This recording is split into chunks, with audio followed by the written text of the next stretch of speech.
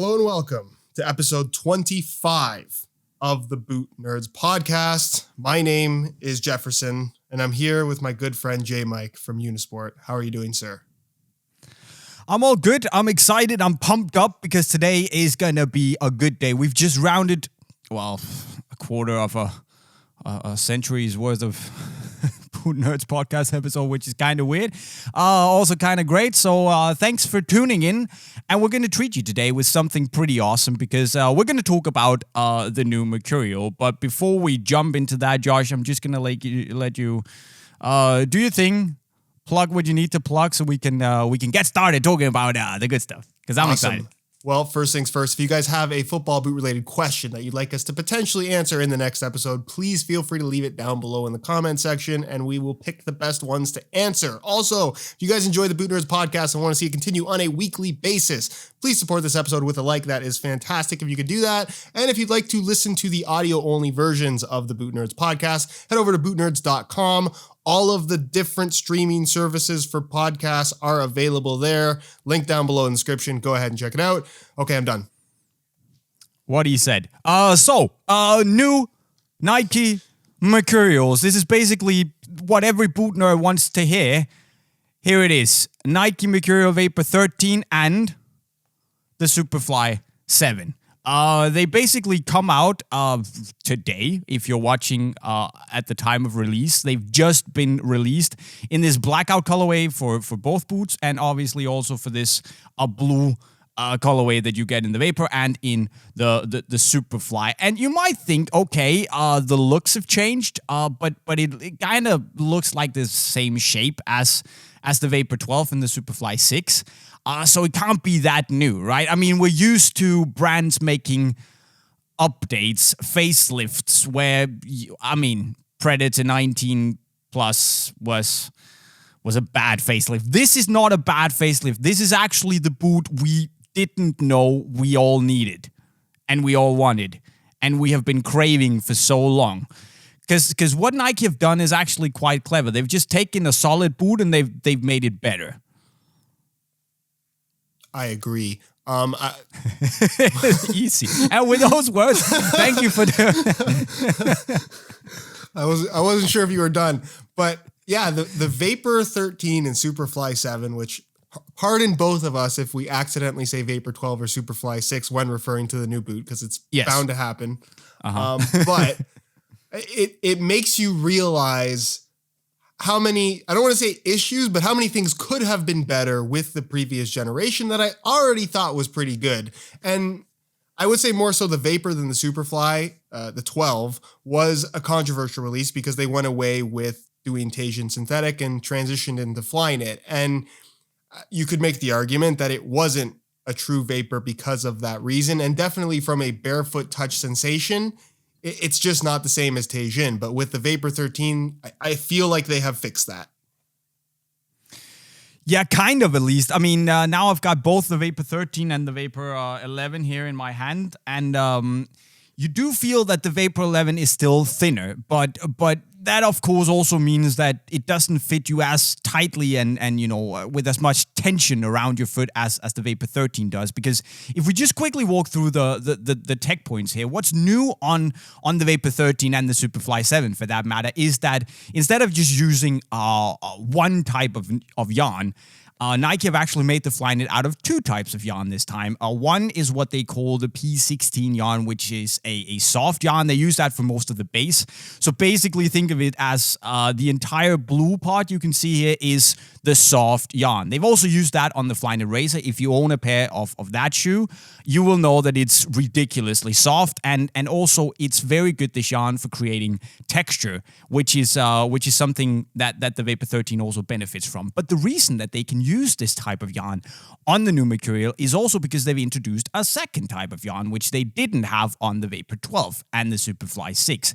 Now that is called high tenacity yarn, and basically it's a lighter, it's a stronger yarn that has been then woven into the softer yarn here in almost like a grid-like pattern. So it's basically a backing grid that acts as support and stability and helps in locking your foot down. Once you get the boots in hand, you can especially see it on the blue boot here, that it kind of has a like this white backing underneath the blue yarns, and that is the high tenacity yarn. So think of it a little bit as if Nike had engineered the quad fit mesh from the Phantom Vision or the Jumbo Legend 8 into the Flyknit upper itself, because it's kind of the same idea where you get, it gives you tension to the upper while staying soft because it is knit. But when you apply, or the more power you apply to it, for instance, when your foot moves wildly inside the boot, well, it tightens up and locks you down without feeling restrictive or, hurting you for anything like that. It's a super, super weird feeling because a boot is not supposed to do that, but it actually works. Yeah, you hold the boot in your hand and you feel the upper, and it's almost like there's no structure to it. It's soft. It's the most sock-like knitted upper that I think anybody has ever put out from a softness perspective. And I guess maybe the Pred knitted upper is pretty soft as well. But this, once you tie the laces tight, really provides this wrap around your foot and this structure that you definitely don't expect. I think while I thought the last generation of Mercurial, especially the Vapor, when they went with the Flyknit, while I thought it felt good, it was a Flyknit upper that trended towards feeling more plasticky than it did soft and sock-like, where this trends much more towards being sock-like, but still has all the structure of the previous generation, which makes no sense, but somehow Nike has done it. And that's the beauty, right? Because I think we talked about in a couple of previous episodes about the importance of quad fit mesh and what it could do to football boots. And obviously, by the time we talked about that, I knew that this was coming, so I couldn't say it then, but I knew that it was on its way. And for me, this is one of the reasons why quad fit mesh has been so important, because it was probably what led Nike to this technology and this way of weaving and making Flyknit, because you can now get the best of both worlds. And right now, I'm not going to put my head that much on the table and say it's the best lockdown out there, but it's certainly in like the very, very top when it comes to lockdown. And it's just a weird sensation because the upper feels, as you said, it feels so textile-like, so sock-like, and a lot more rich and less plasticky than the Vapor 12. And combining that with just how it very decisively holds your foot in place. It's like your foot moves and the boot comes in to say, no, you're going to stay in place and I'm going to make sure you stay in your place. It's really weird. But in a very, very, very pleasant way. So big applause to Nike for that. It's a wildly good fitting boot and feels very, very fast. You also noticed something when we were just talking about them before recording this, that they've actually gone back to a more Vapor 11-esque shape. Big time. It's a lot more like what they used to do with the Mercurial. So I think I have them right here, Jay.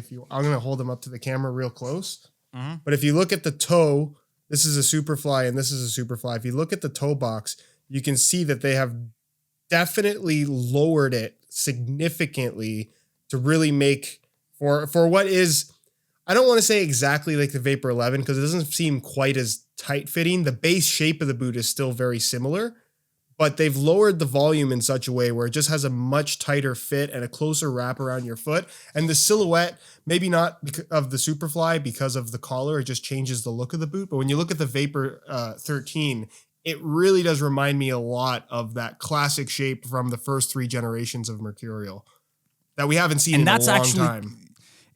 And it's funny because Nike say they've used the exact same last. And for those of you who don't know what a last is, it's basically the wooden foot shape that you build a boot over, deciding whether it's wide or slim fitting or all that stuff. So they've actually used the same foot shape to make the boot over. But you definitely feel that the whole silhouette, and especially the toe box, has been somehow slimmed up and feels way faster and sleeker. For some weird reason that I can't wrap my head around, but it definitely does feel sleeker than the 12.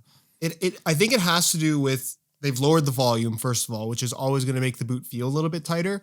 But because they've softened the upper so significantly in comparison to the Vapor 12 and Superfly 6, maybe it's not so much an issue for you, but I'm fairly flat-footed. So with with a more plasticky upper, even though it is still a knitted base, what ends up happening is the flattest part of your foot pushes on that part of the upper, and it kind of has the rest of the upper around that area kind of bulge out a little bit. You don't get that because the upper is so soft. It really does move very closely with the lacing system. So what the lacing system, what you kind of imagine it to do is to pull the upper around your foot. But if the upper is too rigid, it can only pull certain parts and you're just going to have these bulges of material in between.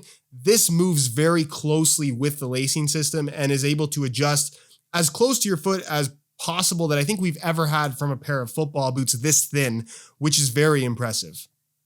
And sorry about that.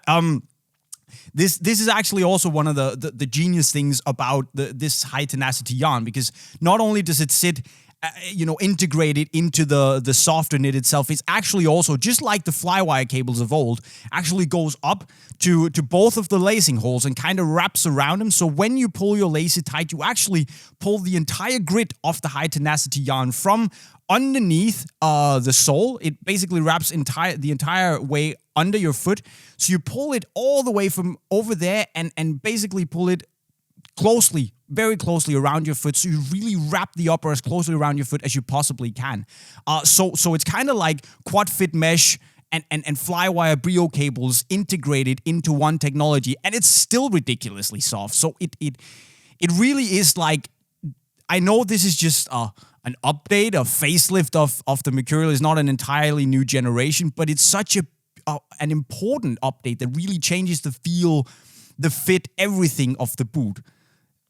That is just such a significant change that you really got to applaud it.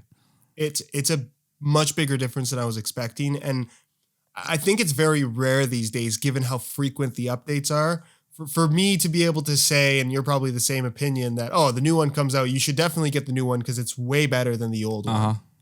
But that is definitely the case here. I think if you're trying to like picture or imagine what this new upper feels like from, I would say, a touch perspective, because I think the way that it fits is very unique to these two boots. But from a touch perspective, the upper reminds me of kind of like a middle ground between the original Superfly 4 that I know a lot of people really fell in love with and were kind of disappointed by every Superfly that came after it, and the Flyknit Ultra.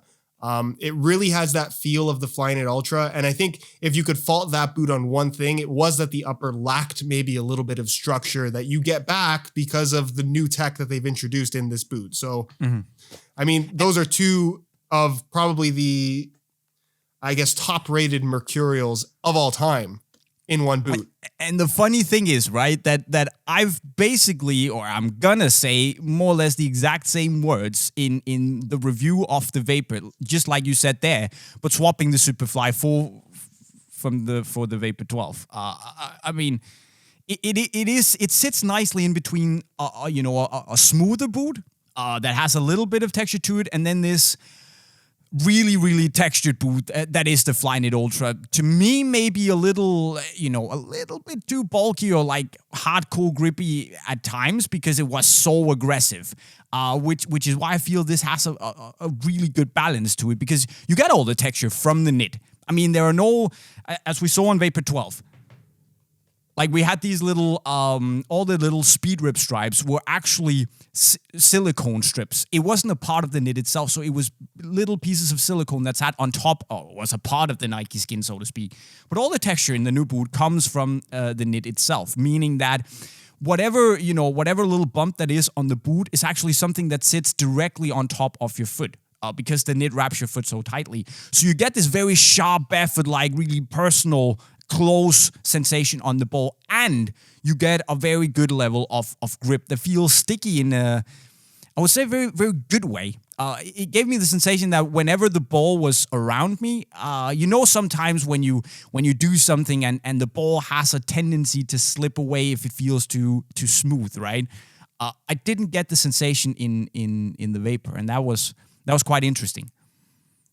I think what's weird about this new Mercurial is historically what made the Mercurial so popular is because of the unique fit and feel that it had on offer. And it was one of those things that you either loved or you hated. And the reason why you'd hate it is because it is effectively a stiffer, firmer upper really squeezing your foot, which gives you this very specific feel that you won't get from any other football boot, where versus something like a leather upper boot that was popular at that time would have a much more natural sensation. This gives you the tight wrap, the one-to-one fit, but you still maintain the natural sensation. I feel like so many Mercurials that I've worn over the years, because they wrap your foot so tight, it's inevitable that you're going to get a little bit of foot cramping during the first couple of wears.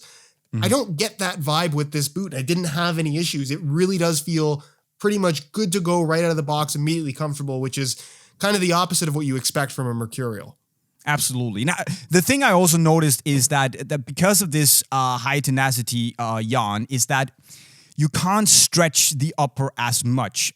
So I had a colleague who has a really, really big foot, and he tried on the new Mercurial and said that it felt a little tighter for him than the Vapor 12 did. So I think that maybe if you have a big wide foot and like, well, you have a flat foot, so you tell me. But I just got the sensation from what he told me that maybe because of this tension that you get when you really stretch it and when you push it, this new technology, the new upper construction, maybe it's gonna feel a little tighter, more structured than the Vapor 12 did. But I won't know because this feels like painted on my foot. So I think if you have really wide feet, Mercurials are probably not for you. And I think part of what they maybe got wrong with the Vapor 12 and Superfly 6 is they tried to make a Mercurial that would fit everyone. And they successfully did that by kind of widening up the upper and upping the volume pretty significantly in comparison to almost, I guess, what we've seen since like Vapor 4 is the first time they really kind of made the boot a little bit more chunky. But this is my opinion. The Mercurial should fit like a Mercurial, and if you don't fit into the Mercurials, then look elsewhere. There are other options from Nike that are really good. Yeah. I don't like the idea of trying to make the one boot for every single person, because that's proven not to work. The Mercurial is such a specialized boot, and that's really what has made it so popular over the years. So it should fit like a Mercurial, and it does again, which I think is good. Exactly, and it's still wider. I mean, it's still wider than the Vapor 11. I hope you can see it here, that it is more accessible than the Vapor 11, which for me was also a boot that a lot of people with wider feet seem to enjoy. And you're right. I mean, the funny thing is that if you don't like the Mercurial, yeah, you can go to another Nike boot or another brand for that matter. But you know, if you go to another Nike boot, it's gonna feel like a variation of the Mercurial, which is kind of weird, right? But you know, I agree. It feels more like it's dedicated to raw speed now, except for the fact that they also made it super comfortable. Yeah. But another new thing is that, and it will be overlooked by the upgrades to the upper, deservedly so, because you know this new upper construction is the big deal. But they actually also altered the sole, and for me, this is, you know, I'm a responsive kind of guy. I like when my boot is responsive. I get a very aggressive snapback. It's not to everyone's taste, but I really enjoy that. And Nike slapped on another piece of very stiff, basically plastic TPU. No, is it? I think it's nylon actually. Yeah, it must be nylon. It's basically nylon underneath the outsole or the midfoot. Part of the forefoot, midfoot part of the forefoot. That sounded stupid, but you know what I mean. You can see it right here on the camera, right? That basically goes in to give you additional stiffness and really give you that a more powerful energy return when you bend your foot, and it kind of is allowed to snap back. And I don't know if you can hear it, but as you said, you can really feel how the boot again, like it did on previous Vapors, builds up tension and kind of really releases the energy when the foot snaps back to its original position with a lot of energy, and gives you a very like responsive, powerful sensation when you push off, and that is a fantastic feeling.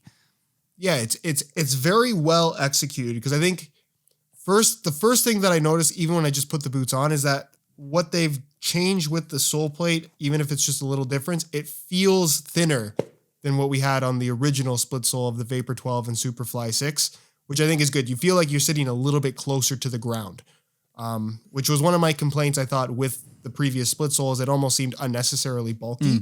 But what's weird about this sole plate, especially through the forefoot, is that the tension and stiffness it's not immediate. It's flexible initially, but the more and more that it flexes, which is inevitably going to happen as you like start for a sprint or something like that, it builds this tension and gets stiffer and stiffer. So what I've always found with a lot of sole plates that are stiff for the sake of giving you that spring back sensation is that you end up with something that's just really, really stiff all the way through and kind of has a little bit of an awkwardness to it. This doesn't have that. And I'm impressed at how they were able to do it. Because if you look at it, it really doesn't look like they've changed all that much, but it does feel more different than I think you might expect.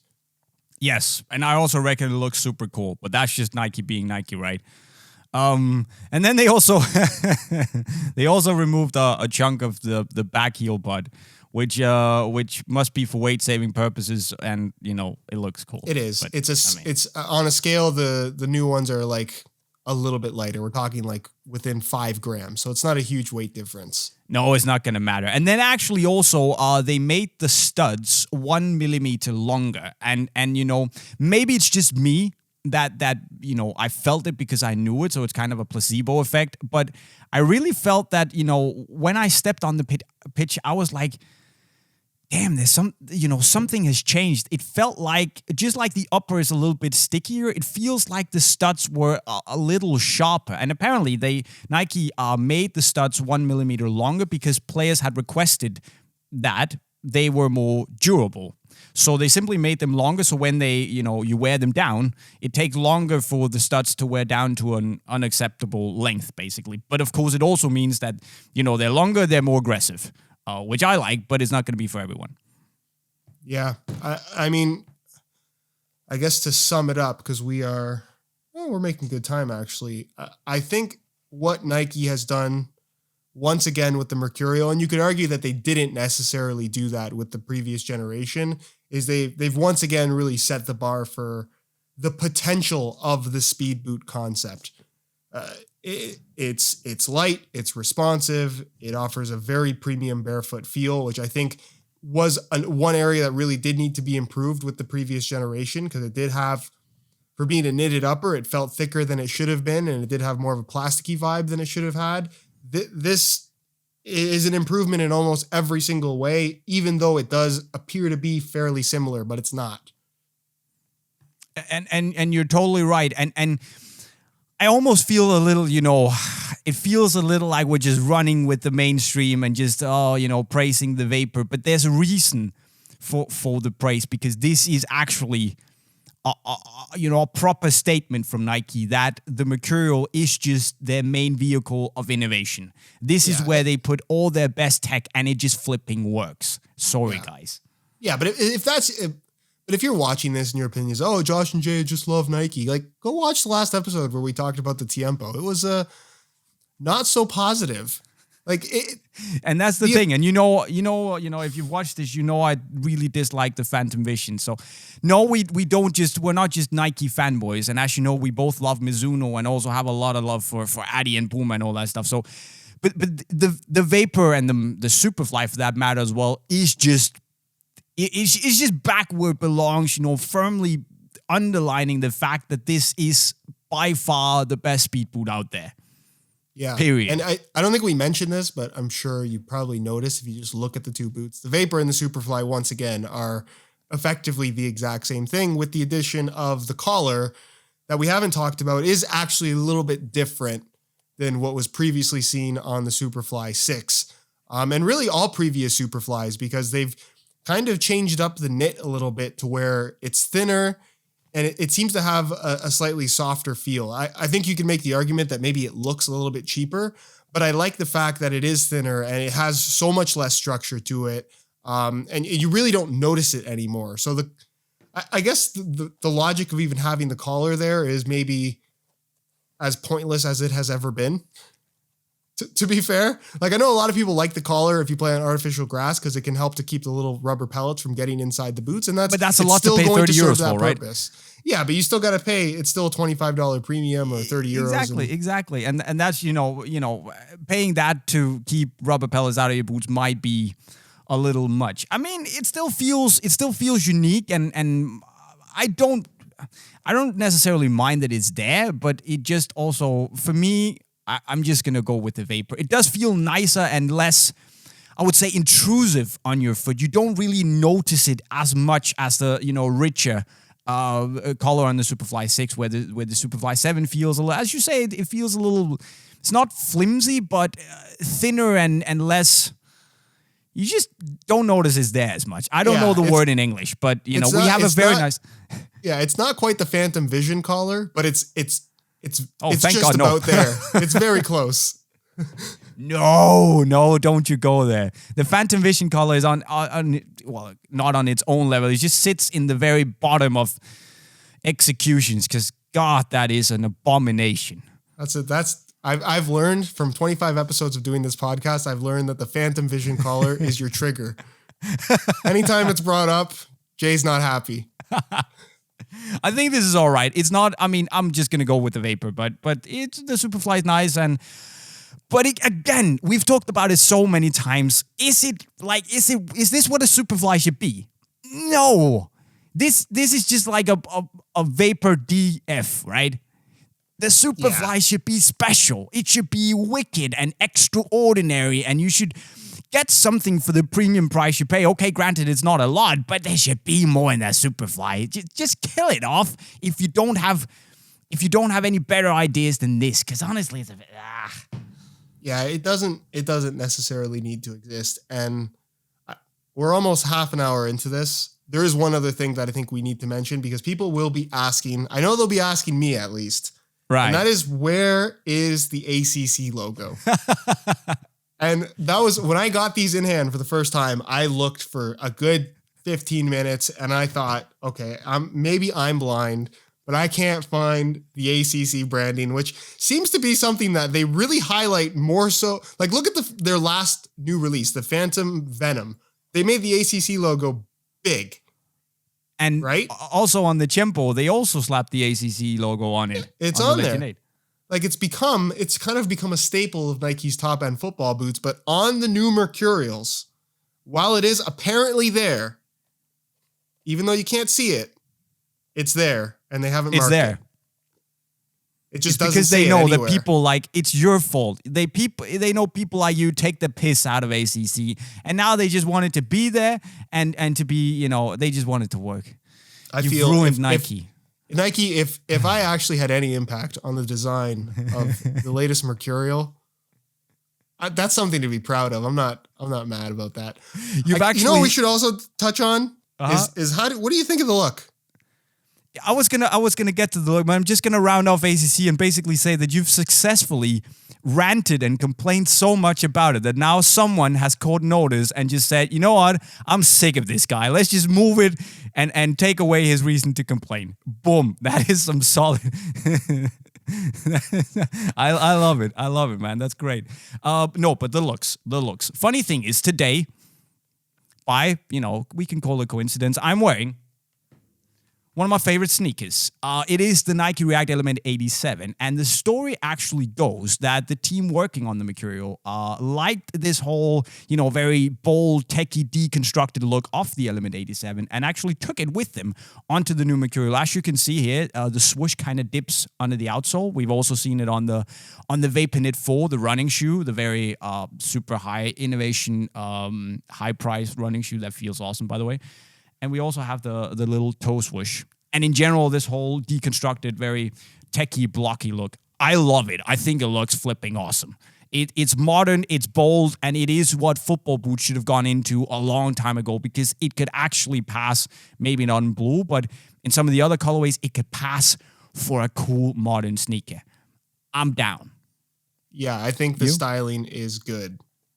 They avoided the mistake of doing the small swoosh thing again, which there is still a small swoosh, but it's almost like an old school classic Air Max small swoosh, which I like.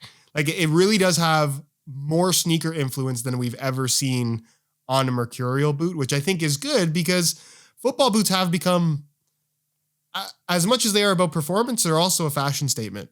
And I think upon the success of that whole Just Do It series that Nike did, going back, I don't even know now, 6 months, 8 months. World Cup? Oh, yeah, Just Do It pack was World Cup over a year ago. Sorry. Yeah. Not good. We're experts here, It's It seems like everything that they've been putting out since then has kind of been along these lines of, I don't even want to say kind of like off-white styling, like that kind of stuff, where it almost looks like, because you see on the heel even, it says like, oh, it gives you like the headquarters and all that stuff, like that kind of information. I like that. I think it's cool.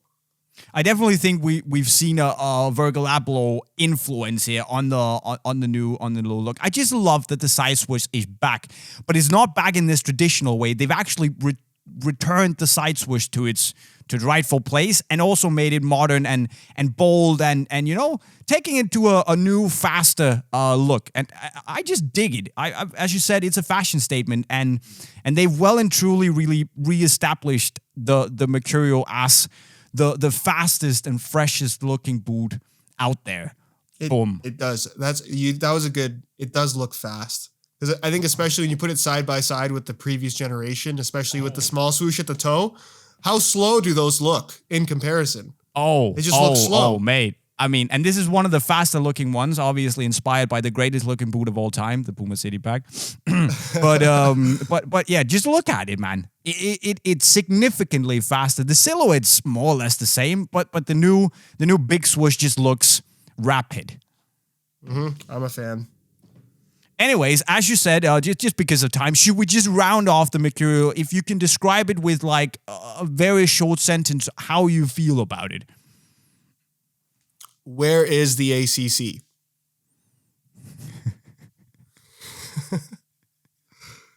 Okay. I was thinking of something grand, like the return of the Speed King or something like that. But yeah, I'll go with where the hell is ACC? Okay. I'll take them. So let's move on to some questions here. Because again, you guys asked us a lot of awesome questions. Now, if you want to potentially have us answer the question you might have on the Mercurials or whatever you want to know, basically, let us know in the comment section right down below, and we're going to take a look at everything. And even if we don't reply to them here on the podcast, we might also give you a written reply if it's cool enough. So leave your questions down below, and we might bring them up. But to the first question is from Evan Coxfor.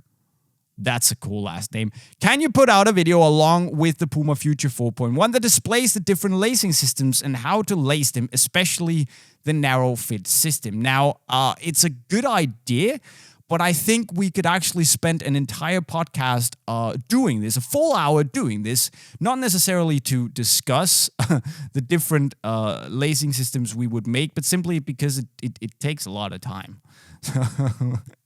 I don't know if we should do that.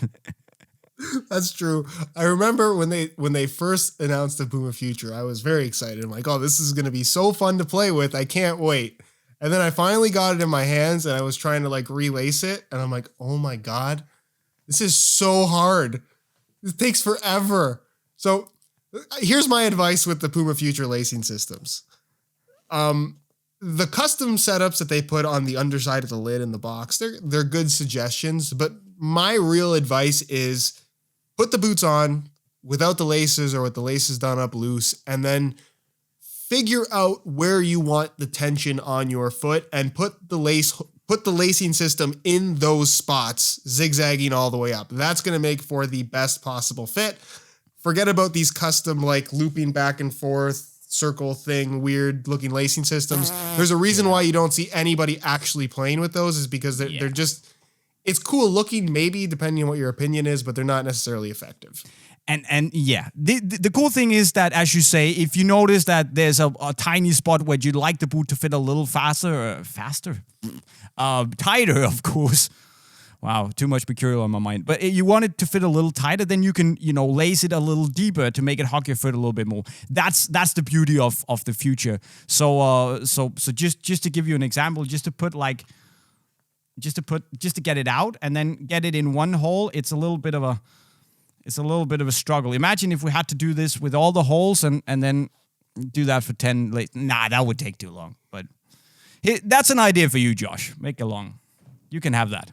It's free. That's for you. Appreciate Evan, it. it's going to go up on Josh's channel. Okay. Zachary Klein Hey Jay, Jonathan, I was wondering if you could post any update about the Copa 19 Plus and if there's been any overstretching reported. Have you had any overstretching? No. It stretches like a leather boot will. Not a lot. I don't think that overstretching is an issue, but I think you have to have realistic expectations with how that boot's going to fit and feel.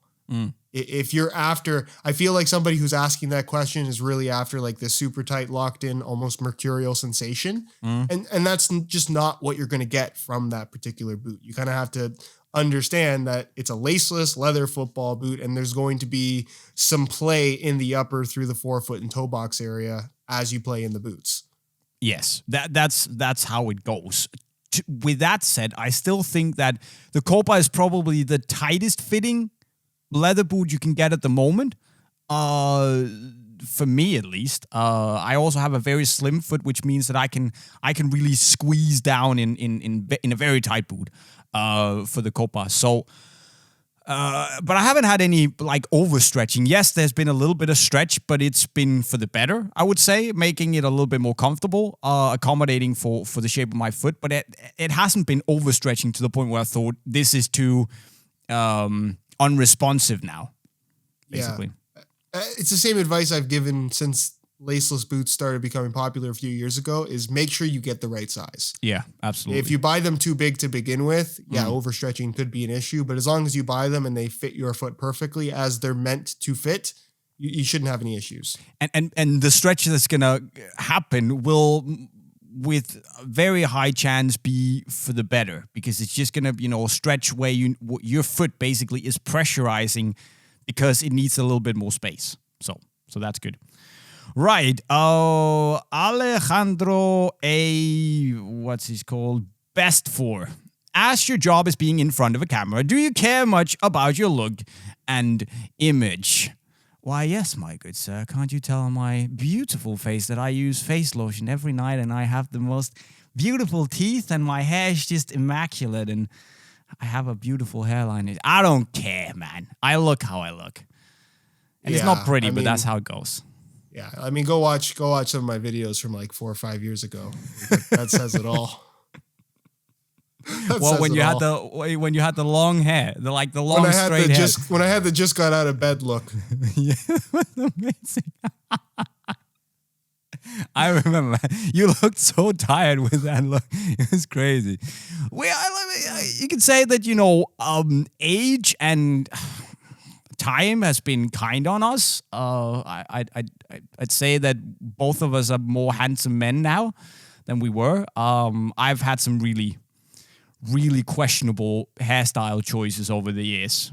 Some will claim I still have, but of course, I do style my hair before I go on camera, and I want to make sure that my I don't wear 3 sizes too big shirts and all that stuff. You want to look good, but I don't really care if it doesn't happen. When you play football and your face gets all red and, you start to sweat, it is what it is, man.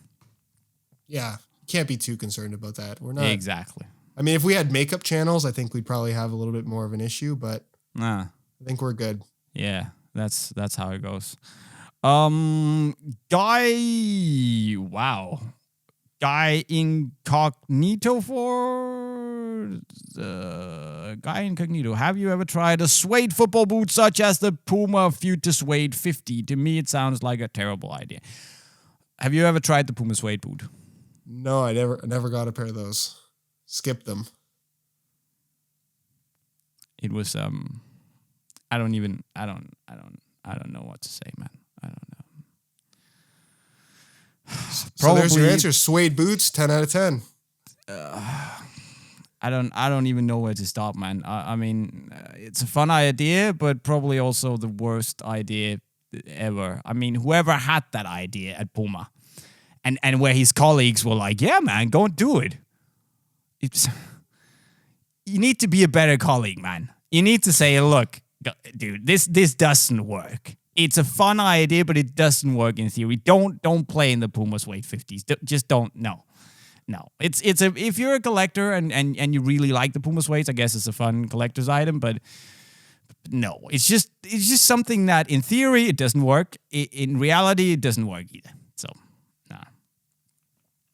Okay, next question here, Skilla FC, and I just realized that I've added 4 to everyone's last name because in when I copied the comment from YouTube, it says 3 hours ago, and in Danish that's 3 hours ago. So that's just me, and I'm a technical expert, as you can hear. 2019, I have looked. Jesus, man. Skill FC, I tried to search Jafar but couldn't find the channel. What could possibly be wrong? I was just thinking, when I picked the question, why aren't you just Josh? Why did you decide to all of a sudden be every possible name with J? Where did it come from? Well, it's a versatility thing. I don't want to be locked down to one single name. No. I wasn't expecting that. No. No, what actually happened is I did a Q&A video. This is going back maybe 2 years now. And it was somebody made I'm assuming an innocent mistake and wrote John instead of Josh, or maybe it was Jeff. It was some variation of a J name. And I just read it and people loved it. And the comment section blew up with the names. And I mean, it certainly doesn't hurt my feelings. And I kind of think it's a little bit funny. Mm-hmm. And now what I like is like new people find the channel and they're so confused as to what my name actually is, which, I mean, it makes no difference if you know my name is Josh or Jeff or John or Jacob or whatever you think it is. But yeah, that's really it. It's just turned into this kind of running joke on the channel and whatever. I feel like it allows people to be very creative in the comment section of my videos. Absolutely, yeah. And for those of you that really come out with these elaborate names, I appreciate them because like I legitimately laugh almost every single time I read the comments just with some of the things people come up with. It's great. The thing is also that when I sit and edit these videos, I sometimes struggle to come up with stupid enough names that starts with a J. So sometimes I just have to pop by your channel and see, okay, what's the latest and greatest here? And there are some really odd ones and also some very good ones. So I don't even know what your name is going to be in this video. I'm going to figure it out when I edit, but I promise you it's going to be probably, yeah, so am I. Let's see. Let's see. I might be kind on you and just give you the greatest name ever, but let's see. It's Jacob, by the way. I'm excited to see it. Right, so let's take one more question here. What is an old boot that can still be worn today? Asks Natalia Palacios for an old boot that can still be worn today. I mean, I was thinking, is that even possible? Like, how far should we go back? I mean, for me, an old boot isn't the Vapor 11 because obviously it's still a modern football boot, right? Should we go 10, 15 years back? Sure. You can go 20. 20 years back, okay. 1999. Would you wear the accelerator? Yes. Would you? I would, personally. I probably wouldn't.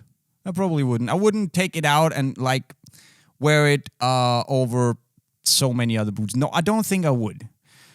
The year is 1999. Okay, I was gonna say that if we can stretch it until 2000, I would point to the Nike Mercurial, which I have actually worn recently and enjoyed it.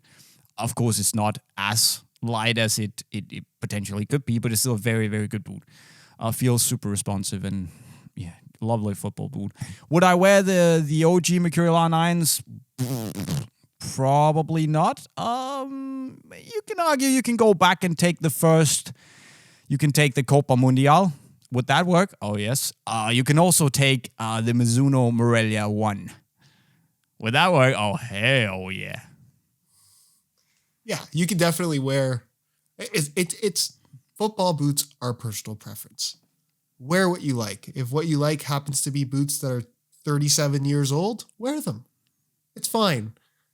As long as the boots have studs under your feet and you have proper traction, you're not really at a disadvantage. And traction's really the only thing. If you go to try and play in a pair of Sambas with no studs on really soft natural grass, you're going to slide all over the place. Now you're legitimately at a disadvantage. But for the most part, there's no football boot that you can buy that's going to make you a better player in comparison to everyone else not wearing the same boot.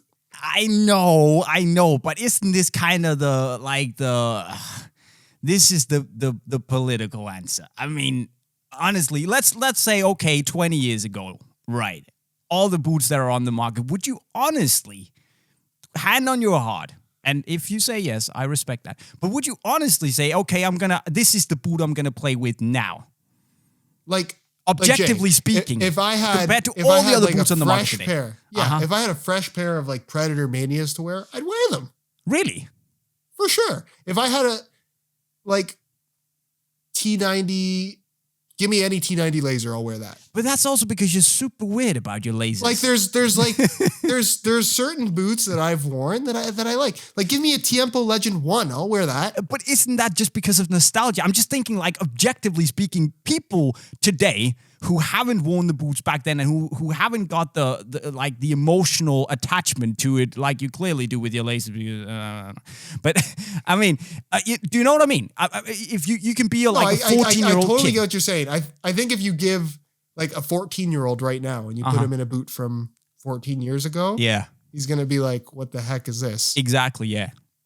Because I think it depends on the style of boot, though. Yeah. I totally agree with what you're saying, is that it's a personal preference, and especially like us who've grown up with boots from back in the days. Like, yeah, we could totally go and do it because we knew what it was like back then, and it was different. It was something else, but we still appreciate it for what it is and what it brings back from memories. There's a reason all the Predator remakes, they sell like that. But from an objective perspective, I'm not really so sure I'd wear that many boots, to be honest. Okay, Jay, I'm not trying to expose you right now, but I'm gonna have to. Okay, fair enough. What was your boot of 2018?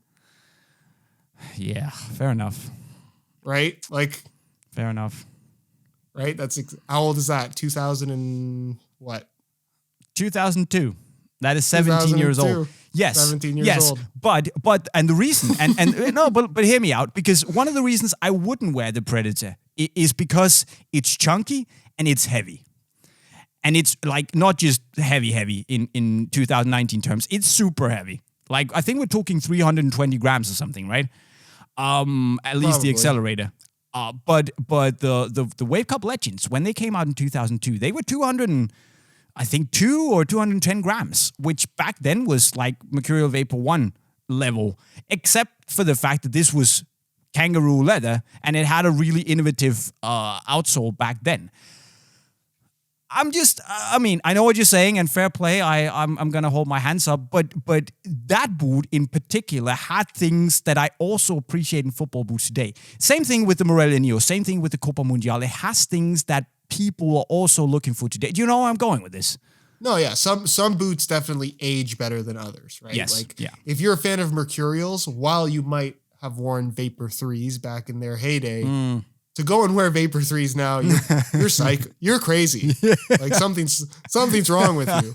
But maybe that's also the thing that leather boots, I can see a tendency here. Leather boots probably age better than synthetic boots, because synthetics have been through such an evolution in these last 20 years that it doesn't really compare to what we have today.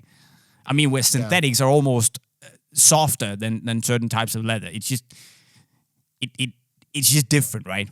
Like, but you know what? It's another thing to answer this question and just say, oh yeah, I have fond memories of this boot. Sure, you're right. Sure. Once you actually go and put it on your feet, yeah, after wearing the new stuff for the last 10 years, you'd probably think, oh, it's not quite as good as I remembered it to be, or not quite as good as what I can wear now. Yeah. But I don't know. For me, like, I really like the power boot stuff. So like fair classic Predators, fair the T90 series. And that's just something that doesn't exist anymore. Yeah, it's bulky. Yeah, it's heavy in comparison. It's partially why it got killed off. But yeah, I'd still happily wear them. So fair enough. And I think with that discussion out of the way, awesome question, by the way. This is the kind of questions I want more of, where we can actually have a discussion instead of, I know we mostly agree on a lot of things, basically. But this is the kind of stuff where we can actually dig a little deeper and go back and analyze stuff. And for me, this is some of the most fun questions, and the most fun about the podcast is that we can talk about some of these things that most people don't really care about. So this is the beauty of the podcast. So thank you for that question. Awesome one. And if you have an awesome question that you want us to discuss next time, well, you know where to leave it. If you don't, for some weird reason, it's in the comment section right down below. If you're here on YouTube, if you're listening to it on a podcast, open up YouTube on your phone or on your laptop and leave a question in the comment section right down below on the video. Also, don't forget that if you want to spread the word, share the love, make sure that your friends and your mom and your cousin and even your pet goes to subscribe to the Boot Nerds podcast. You can do that if you click the black button in the middle right there. Of course, also don't forget to slap a like on the video and hit the bell notification button so you see a little notification on your screen every time a new video pops out. If you want to see more of what Josh is doing, there's a button over there. If you want to see what we're doing at Unisport, it's also pretty cool. There's a green bubble somewhere over here. And I guess with that, we're signing off. I'm JayMike, and I approve this message. Yeah, I try to use my hands like you, and I hit the mic twice. So if, just be aware of that. All right, see ya. You say hi.